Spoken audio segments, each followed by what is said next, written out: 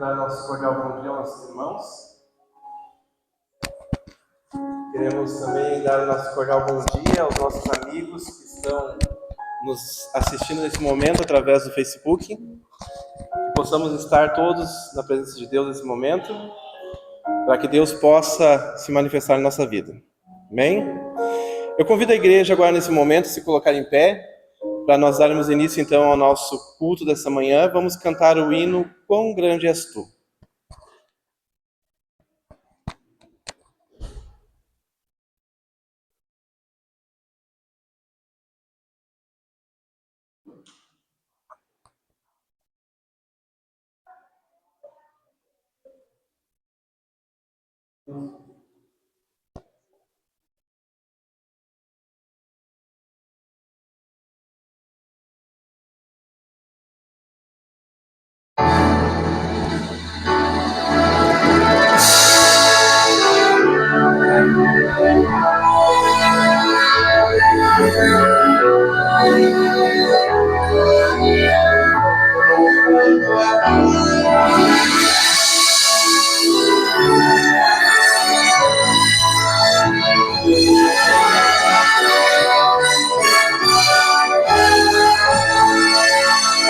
Senhor meu Deus, como é maravilhado,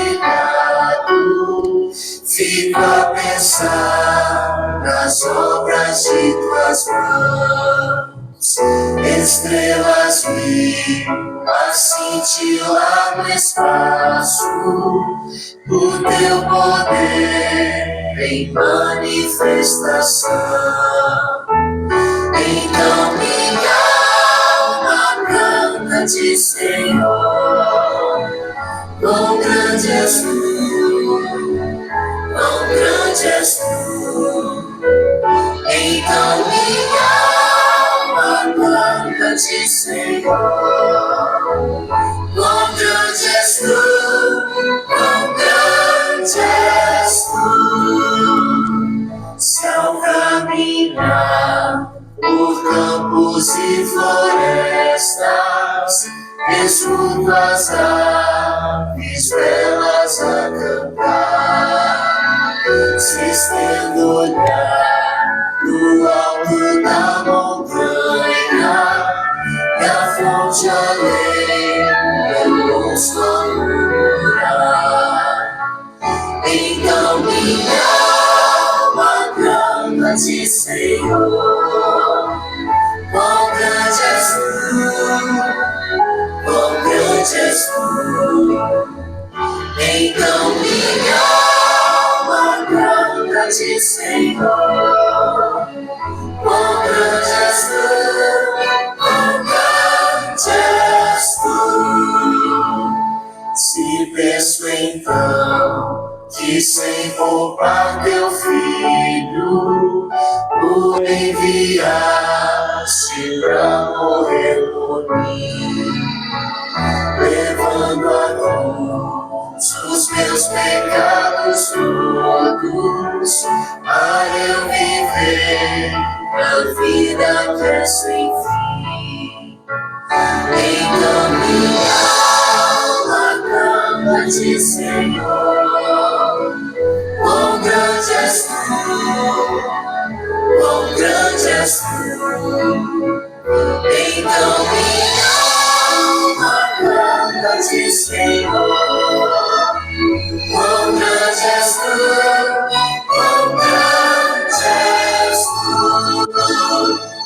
E ao vi Jesus em resplendor e glória, para levar-me ao lar dos filhos seus, prostrar-me-ei em gratidão infinita, e exclamarei, quão grande és tu, meu Deus. Então minha alma canta-te, Senhor, quão grande és tu, quão grande és tu. Então minha alma canta-te, Senhor, quão grande és tu, quão grande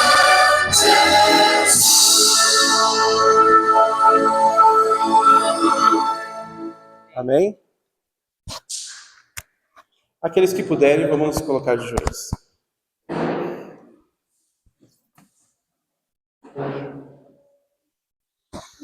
Querido e bondoso Deus, neste momento nós venhamos à Tua presença para que o Senhor venha nos abençoar com a Tua palavra. Queremos pedir que o Espírito Santo, nesse momento, possa usar a nossa irmã Marília e que os seus lábios possam, Pai, ser ungidos por Ti. Tudo que ela vier falar possa sair da Tua palavra, sair da Tua boca. Em nome do Senhor Jesus. Amém.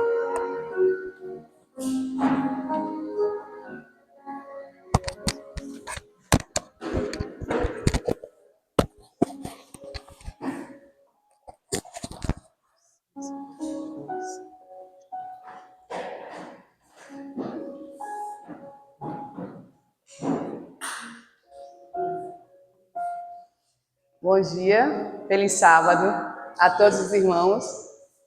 Mais uma vez estamos nós aqui na casa de Deus. Se não tiver coragem, vai com coragem mesmo que dá certo. E a todos os irmãos que estão em casa, sejam bem-vindos também.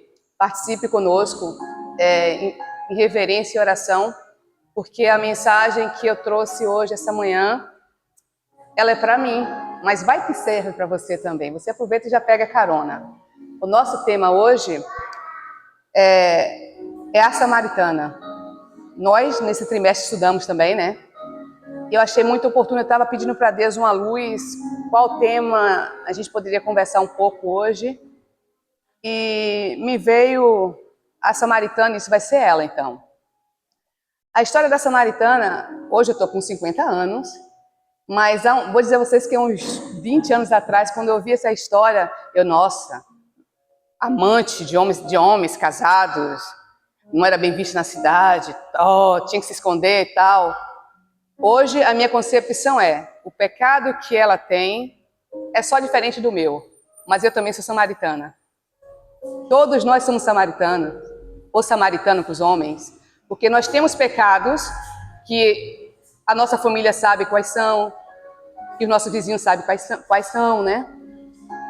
Que os nossos colegas de trabalho sabem quais são, e eles nos acusam, muitas vezes, e nos apontam pelos nossos falhas, pelos nossos pecados. Então, para a gente ter um norte, uma orientação bíblica, né? Hoje vamos estudar João, capítulo 4. Vamos orar aqui, porque eu vou ler só os primeiros 5 capítulos, para a gente dar uma localização. Antes, vamos orar.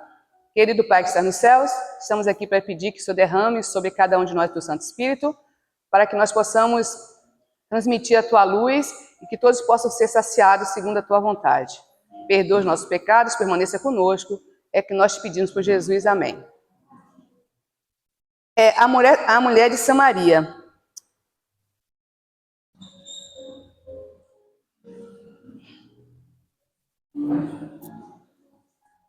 E quando o Senhor entendeu que os fariseus tinham ouvido do que fazia e batizavam mais discípulos do que João, ainda que Jesus mesmo não batizava, mas os seus discípulos, deixou a Judéia e foi para a Galileia. E era-lhes necessário passar por Samaria. Gente, Jesus vai aonde você está para te pegar. Você pode correr, você pode se esconder para onde você quiser. Mas ele vai, quem nos afasta de Deus somos nós, porque ele permanece próximo ao nosso alcance, à nossa espera, à nossa busca. E quando tinha que ir para Samaria, Jesus Cristo escolheu tinha várias opções, mas os propósitos de Deus, quem pode impedir, né? E ele foi por um caminho que ele sabia no exato momento quem estava lá, quem era a pessoa que estava lá, o que aquela pessoa iria fazer depois de ter um contato com ele, e quais os benefícios e qual a luz aquela pessoa seria para a cidade que ela morava. Imagine, em torno de 1 hora, meio-dia, 1 hora, o sol está o quê? O sol está muito quente. E quem é que vai buscar água no rio, numa cisterna, nesse sol? Ninguém. Mas ela tinha... Ela vivia numa situação peculiar que não deixava ter conforto e nem honra em conviver com as outras mulheres da cidade, com as mulheres que eram casadas, que tinham famílias, porque depois a gente vai chegar nessa situação dela. E quando Jesus chegou lá, ela pela vestimenta e pela aparência, ela já sabia que Jesus era judeu. E Jesus vai e pede para ela, me dê água, quero água, estou com sede. Duas coisas, ela sendo samaritana, Jesus sendo judeu, e ela sendo mulher, porque naquele tempo as mulheres, o valor dela era muito insignificante perante a sociedade extremamente machista, né? E uma das formas de você se aproximar de alguém, de criar um vínculo, é você mostrar que você precisa dessa pessoa. Você quebra todo orgulho, todo o medo, todo o receio. Por exemplo, eu tenho um costume de pegar amizade com todos os meus vizinhos. Eu acho muito estranho você morar num lugar e você não saber quem é seu vizinho. E eu sempre preciso de alguma coisa do meu vizinho. E vou lá. E quando eu peço para o meu vizinho, já cria um vínculo. E já é uma abertura de fazer amizade, já começa a falar de plantas medicinais, de alimentação saudável, de tratamentos. Aí já cria um vínculo, já sei quem é a pessoa. E a gente começa, porque o evangelismo, o cristianismo, ele é iniciado pela amizade. Você tem que criar um vínculo com a pessoa que você quer falar de Cristo para ela. E nada mais do que isso. E quando Jesus, sendo um judeu, pediu para a samaritana água, ele desmontou a samaritana. Ela ficou assim, sem graça, por quê? Primeiro, um homem falando com ela. E segundo, judeu. Né? E ela falou assim, como tu, judeu, me pede água? E aí, ela falou assim, se tu soubesse quem eu sou, você me pede água, mas se você soubesse que eu te dou, a minha água é água viva. O que é que acontece? Que Jesus quis dizer para ela, que a água que ela daria para ele, saciava a sede física, mas a água que ele tinha para ela ia saciar a sede espiritual. Quando Jesus falou para ela, se você soubesse que dá água viva, ela, como é que você vai me dar água viva se você não tem nem balde para pegar água? Aí Jesus falou assim, se você soubesse, aí Jesus falou para ela, da água viva.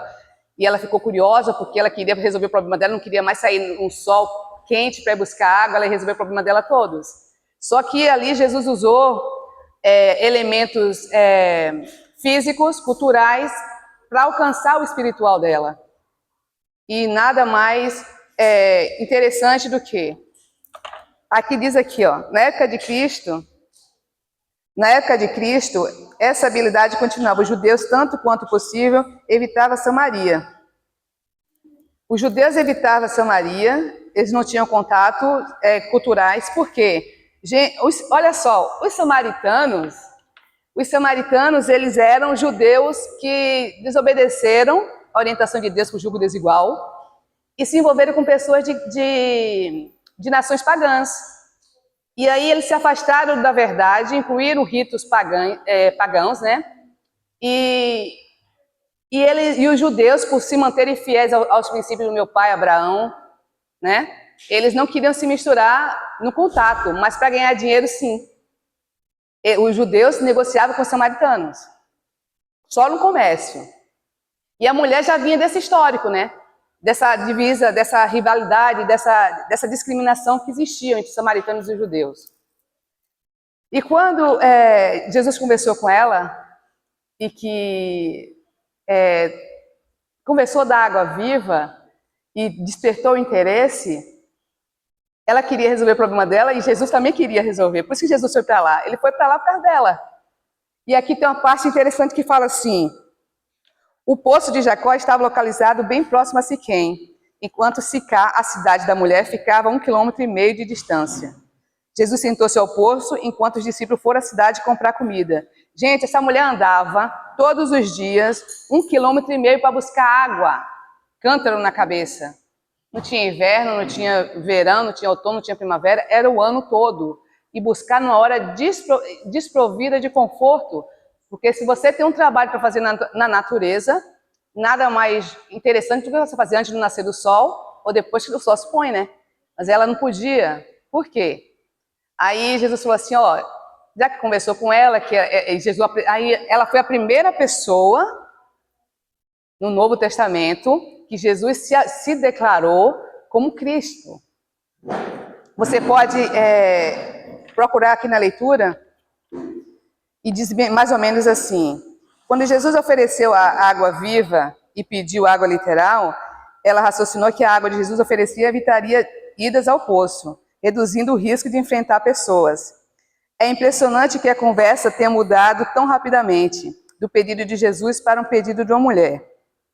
A mulher precisava, e Jesus leu o coração dela, e diz assim: a mulher precisava confrontar sua realidade para encontrar cura.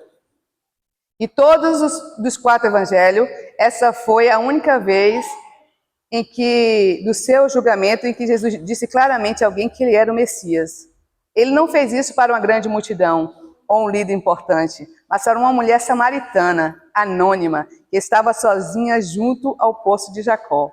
Jesus interessado em qualquer pessoa solitária que se sinta excluída e sozinha. Assim, para aquela mulher que não apenas pertencia a outra cultura, mas também não era o melhor caráter moral, Jesus revelou abertamente quem ele era. E tendo revelado à mulher que conhecia seus mais obscuros segredos, Jesus também lhe deu um grande motivo para confiar nele. Aí quando Jesus conversou com ela, ele falou assim: agora vai e chama teu marido. Aí ela vai e fala assim: não teu marido. Aí Jesus falou assim: certíssimo. E esse que você tem não é seu. Aí, quando ela viu que Jesus sabia da vida dela, aí Jesus se autodenominou, né? Se autodeclarou, na verdade, como Messias. E nesse momento que Jesus conversa com ela, chega aos discípulos com comida, que eles foram comprar comida. E o que é que acontece? Eles acham estranho Jesus conversando com uma samaritana, com uma mulher ainda para piorar, samaritana. E eles, ao invés de parar para tentar todo o movimento, não foi insistir para Jesus comer. Ele estava preocupado com o físico de Jesus. E a mulher aproveitou aquela situação toda e correu e foi para a cidade. Deixa eu ver aqui. Ela foi para a cidade de Sicá para avisar as pessoas, porque quando ela descobriu quem era o Messias, que tanto os judeus como os samaritanos aguardavam, apesar dos samaritanos serem pervertidos, associarem a verdade do judaísmo com a mentira do paganismo, com algumas crenças pagãs, ela queria falar que ela conhecia o profeta que eles estavam aguardando e que era boa nova. Então, quando você se encontra com Cristo e que ele te apresenta e o Espírito Santo é derramado sobre você, a primeira coisa que você quer fazer é repartir as boas novas com as pessoas que você conhece. E com essa mulher não foi diferente. É impossível você receber uma dádiva, um presente, uma cura, um alívio, um bálsamo e ficar para si só. E ela foi correndo para a cidade e chegou lá e falou para as pessoas: olha, encontrei o Cristo, o profeta a quem aguardávamos. E ele falou tudo da minha vida, e aquilo chamou a atenção. Eu acredito que Sicá era uma cidade pequena, porque uma mulher para movimentar uma cidade, para fazer todo mundo ir até Jesus, não era muito... É tipo Santa Clara, ou menos. Vai sério, tipo sério, 2.000 habitantes. Um abraço para a família Tavares, que não veio hoje na igreja, senti falta de vocês. E então, ela foi, chamou as pessoas, se despertaram e vieram. E chegando lá, eles pediram, o samaritano, que era inimigo dos judeus, sabendo que Jesus era judeu, ficou tão impressionado e atraído por Cristo, que pediram para Cristo para eles ficarem lá 2 dias com ele. E Jesus, é claro, aceitou, porque o objetivo de Jesus é esse, o propósito de Jesus era salvar os samaritanos, era levar a mensagem das boas novas para eles também. E eles foram e ficaram, e depois a população, a comunidade falou assim para a mulher assim: olha, antes a gente acreditava em você pelo que ele disse da sua vida, agora não, nós acreditamos porque nós ouvimos ele, a verdade que ele tem para nos passar e para nos falar. E nisso foi feita, chegou a salvação para os samaritanos. A pergunta que eu tenho para fazer para vocês hoje, e que pode também ser feita para... Primeiramente, eu fiz para mim, né? Eu gostaria que vocês atentassem para essa pergunta. Em que lugar da história da samaritana você está? Em que lugar? você está no poço, puxando água, você está pedindo água, você está na cidade, você está pedindo para Jesus ficar para falar mais sobre a salvação de Deus. Porque a gente fala, a história relata, a Bíblia fala sobre a samaritana, mas não entra em detalhes da vida dela. Pressupõe-se que ela dá a entender que ela era adúltera, promíscua, né? Porque teve vários maridos, teve 5, ninguém em sã consciência e com temor a Deus, com valores e princípios, vai levar uma vida tendo 5 maridos. Né? A menos que seja viúva, 5 vezes, misericórdia. Mas aí já é uma coisa, já até medo. Mas tirando essa parte da viuvez, aonde que você se encontra? Eu descobri que eu sou a samaritana, porque eu não tenho 5 maridos, não tenho um pecado dela, mas eu tenho os meus pecados. E assim como ela teve a iniciativa de ir a Cristo, buscar nele refrigério e alento e perdão para os pecados, eu também preciso. Às vezes o seu pecado não é o dela, mas é a mentira, é a cobiça, Zaqueu, é roubo. Às vezes o seu pecado é idolatria, você idolatra um filho, idolatra um marido, uma esposa, um chefe, um irmão, um pai, uma mãe.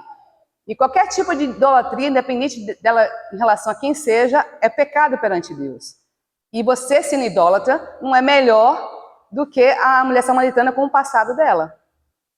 Então, assim, a gente, analisando a história da samaritana, fica nítido que, assim como ela se reconciliou com Deus quando ela se converteu, vindo de uma vida de pecado, essa libertação é livre e acessível a todas nós, independente do pecado que a gente tem.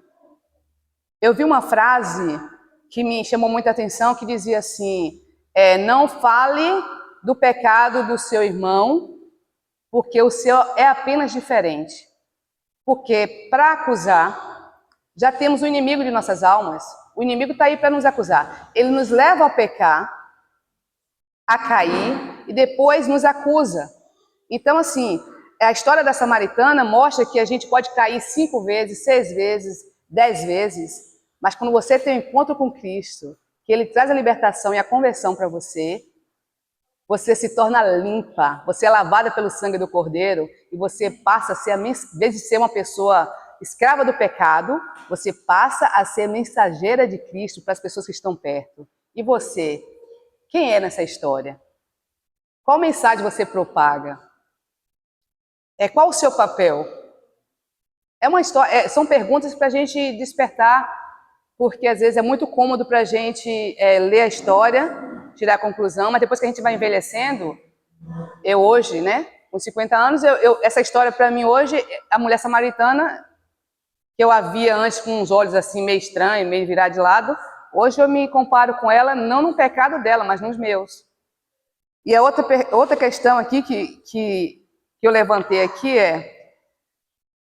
hoje a sua necessidade maior é espiritual ou física? A necessidade dela que a levou no poço foi a física, ela tinha sede de água. Nosso corpo precisa de água.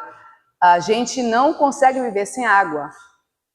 Mas depois dela ter saciado o físico dela, em buscar água, né, e saciado de Cristo também, Jesus devolveu para ela, a saciou espiritualmente.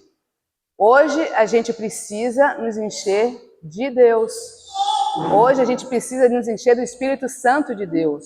Hoje a gente precisa se alimentar da palavra de Deus, porque qualquer espaço vazio que venha ficar em nosso corpo e em nossa vida é uma brecha para que o inimigo entre e aloje.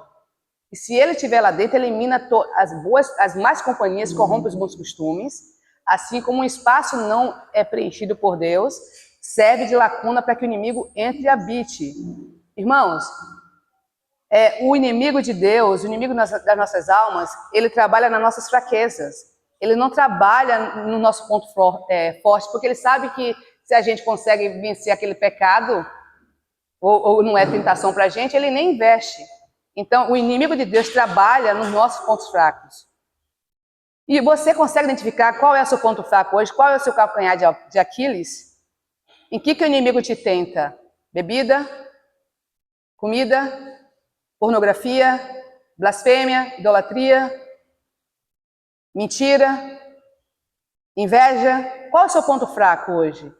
Independente de qual seja o seu pecado acariciado, de qual seja o seu ponto fraco, nós só perdemos e só erramos o alvo e perdemos a batalha quando nós estamos sós.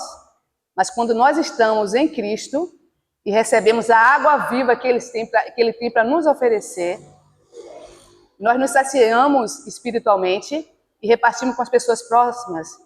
É falar de Cristo. Estamos entrando na fase final da história da humanidade. Mateus 24 deixa claro isso.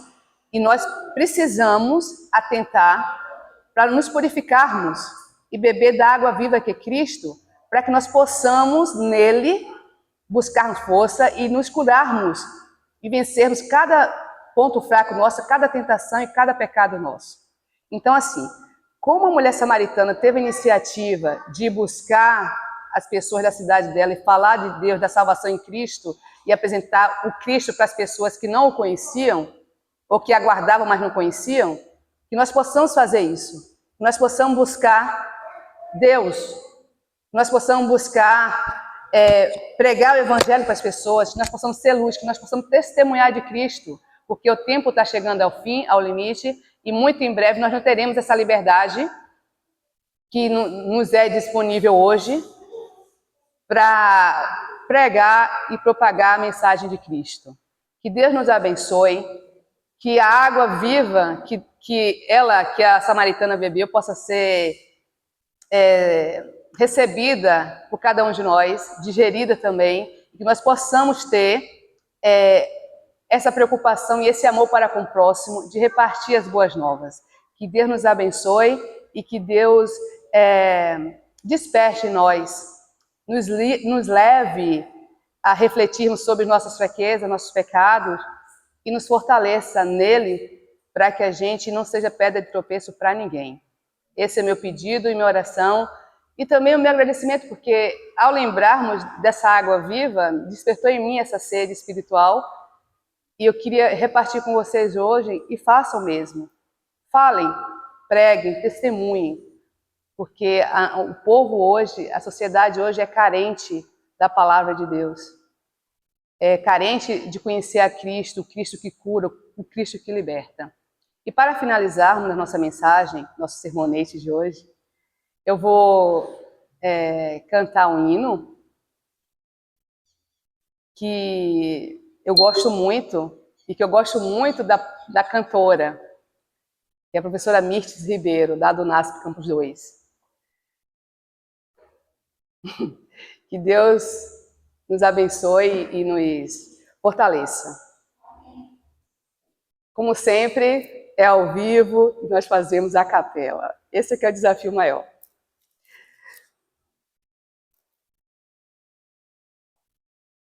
Não andeis ansiosos pela vida, quanto ao que haveis de comer ou vestir, pois a vida é bem mais que o alimento, mais que as vestes, é confiar em Jesus. Olhai os lírios do campo, eles não fiam, não tecem, no entanto, nem Salomão se vestiu como um deles. Orai, o amor de Jesus, ele é fonte de calor, ele é fonte de amor, Jesus. Buscai a Cristo e o seu reino. Vamos finalizar com a oração? Vamos ficar de pé? Oremos. Querido Pai que está no céu, estamos aqui para te agradecer por mais um sábado na tua presença, que o Senhor possa nos dá essa água viva e que ao beber nós possamos repartir com todos que são carentes e sedentos dela. Perdoa os nossos pecados, permaneça conosco, é o que nós te pedimos por Jesus. Amém.